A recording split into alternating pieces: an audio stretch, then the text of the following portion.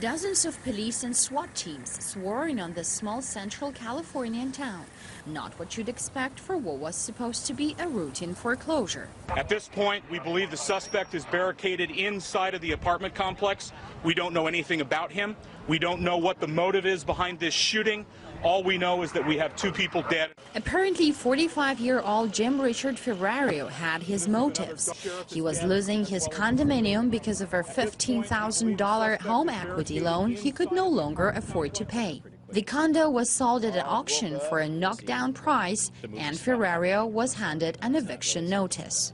It proved to be the last straw for the former security guard, who barricaded himself inside his home and refused to walk out alive. And worryingly, such an extreme act hasn't been an isolated incident in this area. Public safety as a whole has been affected by the economy, just like everybody else. There isn't anybody in the community that hasn't been affected by this economy. Last year, the town's foreclosure rate was the 3rd highest in the country, with 1 in every 19 properties repossessed by the banks.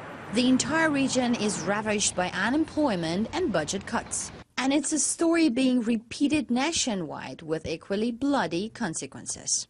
In Phoenix, a man opened fire on police when he refused to leave his house. In Ohio, an old married couple killed themselves when faced with eviction, while in Florida, a man was gunned down by police after he set his recently foreclosed townhouse on fire.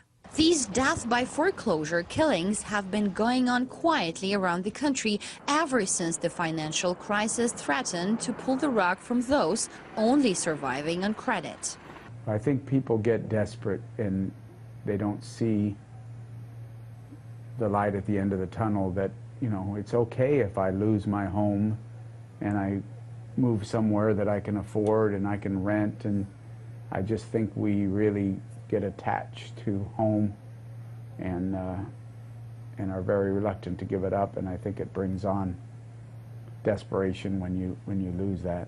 With no sign of any recovery in California's economy and stubborn unemployment, it means the body count looks set to only grow in the months ahead. Experts forecast a huge surge in home foreclosures this year.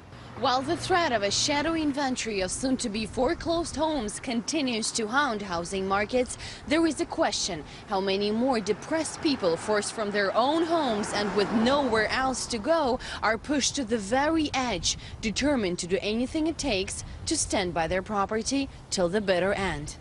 Madina Koichnova, RT, reporting from California.